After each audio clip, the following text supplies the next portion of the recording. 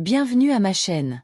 Dans le royaume d'Alzar, la loi est formelle. L'éducation est un privilège réservé aux hommes. Lire, écrire, apprendre, autant d'interdits pour les femmes, condamnées à rester ignorantes pour mieux être soumises. Mais Leila, une jeune villageoise de 16 ans, refuse d'accepter son destin. Chaque fois qu'elle croise un rouleau de parchemin ou aperçoit les symboles tracés sur les murs du palais, une faim inassouvie la dévore. Une faim de savoir. Un soir, alors qu'elle aide sa mère au marché, elle entend un vieux marchand murmurer. Il reste encore des traces du passé, des écrits cachés dans la bibliothèque oubliée, aux portes du désert. Une bibliothèque, un sanctuaire de connaissances. L'idée s'ancre en elle. Elle doit la trouver. Profitant du sommeil de ses parents, Leila s'éclipse dans la nuit, le cœur battant. Les ruines de la bibliothèque se dressent sous la lueur pâle de la lune. L'endroit est silencieux, abandonné, englouti par le sable. Elle explore les décombres jusqu'à découvrir un coffre de bois vermoulu. Elle l'ouvre, fébrile. À l'intérieur, des rouleaux de parchemin et de vieux livres aux pages jaunies.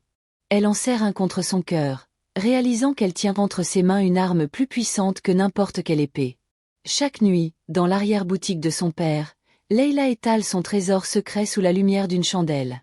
Les lettres sont énigmatiques, mais elle ne se décourage pas. Peu à peu, elle déchiffre des mots, puis des phrases. Un soir, son père la surprend. Plutôt que de la punir, il l'observe longuement, puis murmure. « Si tu dois apprendre, autant le faire correctement. » Et ainsi commence son véritable apprentissage. Son père lui enseigne à lire et à écrire, bravant la loi du roi. Un jour, Leila surprend sa meilleure amie Yara en train d'admirer des inscriptions sur un mur du village. « J'aimerais t'en savoir ce qu'elles disent », soupire Yara. Leila hésite, puis prend une décision. Elle ne peut pas garder ce savoir pour elle seule. Bientôt, d'autres filles rejoignent leur petite école clandestine, cachée dans une cave sous une maison abandonnée. Elles s'entraînent à tracer des lettres sur des morceaux de tissu avec du charbon. Chaque mot appris est une victoire, chaque phrase un acte de rébellion. Enchaînée, Leila est traînée devant le roi, un homme cruel qui règne par la terreur. Il l'observe avec mépris. « Tu as défié la loi, fille d'un simple marchand.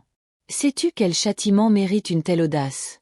Leila relève la tête, ses yeux brillants de défi. Le savoir n'est pas un crime, majesté. L'ignorance l'est. Un silence glacé s'abat sur la salle du trône. Le roi serre les dents, furieux. Alors que le roi s'apprête à prononcer son verdict, une clameur monte dans les rues. Les femmes du village, rejointes par leurs maris et leurs fils, se sont rassemblées devant le palais. Elles réclament justice. La révolte gronde, inspirée par le courage de Leila. Pris de court, le roi hésite. Une répression brutale pourrait mettre le feu à son royaume. Le roi finit par bannir Leila au lieu de la tuer, espérant étouffer la révolte sans en faire une martyre. Mais l'exil ne marque pas la fin de son combat. De son refuge dans les montagnes, elle continue son œuvre, envoyant clandestinement des écrits aux femmes du royaume. Son message se propage, plus fort que jamais. Des années plus tard, sous la pression du peuple, le roi est destitué et la loi est abolie. Leila revient à Alzar et fonde la première école pour filles, scellant à jamais sa victoire sur l'ignorance. Elle n'a pas seulement appris à lire. Elle a appris à changer le monde. Merci de vous abonner à la chaîne pour ne pas rater la prochaine vidéo.